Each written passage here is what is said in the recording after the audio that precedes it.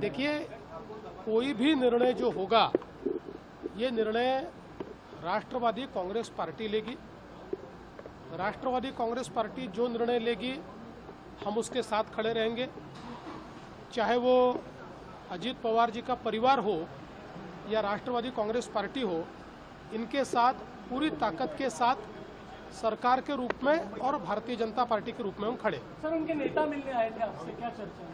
भवन में आज सुनीता पवार हैं, उनको लेकर जो बातें आ रही हैं जैसे कि चीफ मिनिस्टर बनने के लिए, क्या हमें आमदारों को सभी आज 2 बजे विधान भवन में बुलाया गया है। रीज़न हमें एक्चुअली बताया नहीं गया है, लेकिन जहाँ तक माध्यमों से और आप लोगों से पता चला है, मीडिया से पता चला है कि सुनेत्रा वहिनी का नाम को हम एज अ ग्रुप लीडर को आगे बढ़ाने के लिए आज वो मीटिंग रखी गई है।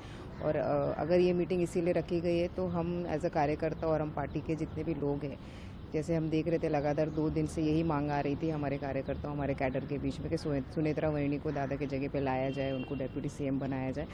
तो इसलिए जो हो रहा है, तो हमें ऐसा लगता है कि ये सिर्फ और सिर्फ एक समझदारी है, क्योंकि हमें आने वाले दिनों में महाराष्ट्र को अगर कोई एक लीडर चुनना है, राष्ट्रवादी कांग्रेस पार्टी सत्ता में उनके साथ है, सत्ता में साथ होते हुए हमें अपना एक लीडर चुनना है। तो सुनेत्रा वहिनी एक ऐसी शख्स है जो सिर्फ और सिर्फ भावनाओं को नहीं, लेकिन सामाजिक और पॉलिटिकल का भी बहुत सारा नॉलेज रखती है। उनके माहिर हो गया या ससुराल हो गया, दोनों जगह वो हमेशा पॉलिटिक्स देखती आई हैं और सामाजिक कार्य में हमेशा बारामती में हमने देखा है बहुत एक्टिव रोल, चाहे वो महिलाओं के लिए हो, चाहे वो युवकों के लिए हो। तो इस तरीके से अब वो पूरा एक्सपोजर उनको महाराष्ट्र में, और महाराष्ट्र को जो उनके सोशल वर्क और पॉलिटिकल एक्सपीरियंस जितना भी उन्होंने अभी तक लिया है उसका एडवांटेज ज़रूर होगा, ये हमारा भी मानना है। और हमारा राष्ट्रवादी कांग्रेस पार्टी का कैडर पूरी तरीके से उनको उनकी ही मांगती है और उनको अपनाता है। और हमें ऐसा लगता है कि दादा की जगह कोई ले तो नहीं सकता, लेकिन उनके बेटर हाफ को जब आगे बढ़ाया जा रहा है तो ज़रूर ये निश्चित है कि हमारी वहिनी इसी तरीके से, जिस तरीके से दादा ने हमें प्यार और संभाल के रखा था, उसी तरीके से संभाल के रखेंगे।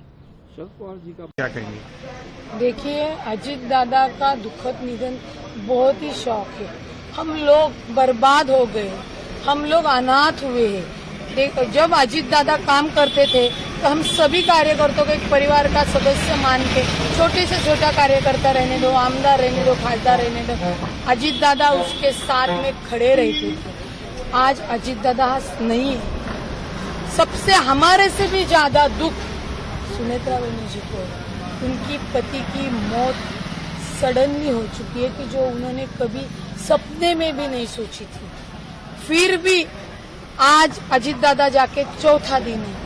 हम कार्यकर्ताओं ने वहिनी से विनती की है कि वहिनी, आपका दुख कोई कम नहीं कर सकता, हमारा दुख कोई कम नहीं कर सकता, मगर हमारे दुख के ऊपर आपको फूंकर मारनी पड़ेगी, आपका दुख आपको भूलना पड़ेगा। और अजीत दादा का जो सपना है, अजीत दादा की जो काम की शैली है, वो आपको लेनी ही पड़ेगी। इसके वास्ते सुनेत्रा पवार वहिनी ने हम लोगों के लिए आज का डिसीजन लिया हुआ है और वो लेना ही था। आपको भी मालूम है, राजनीति में समय सूचकता बहुत अहम रखती है। अभी तक सुनेत्रा वहिनी पर्दे के पीछे से ये सब हैंडल करती थी। अभी ये अजीत दादा नहीं होने के वजह से सामने आके करना पड़ता है। टीका करने के लिए लोगों को क्या जाता है, बोलेंगे ही वो, क्योंकि जो लोग आज अजीत दादा को नमन करके दादा अच्छा थे, दादा ये, वही लोग जानबूझ के दादा जब जिंदा थे तो उनको बोलते थे, उनको टीका टिप्पणी करते थे। मगर अपने यहाँ कहावत है कि जब आदमी जिंदा रहता है उसकी अहमियत नहीं पता चलती, वो जाने के बाद चलती है। तो हमने सुनेत्रा वहिनी जी को रिक्वेस्ट की थी कि वहिनी, आपको खड़ा होना पड़ेगा, आपके दुख आपको साइड में रखने पड़ेंगे। और मैं शुक्रगुजार हूँ कि ये निर्णय लेने के लिए अभी अजीत दादा हमारे में नहीं है। ऐसे बोलते हैं कि वो आदमी जाने के बाद पितृ हो जाते।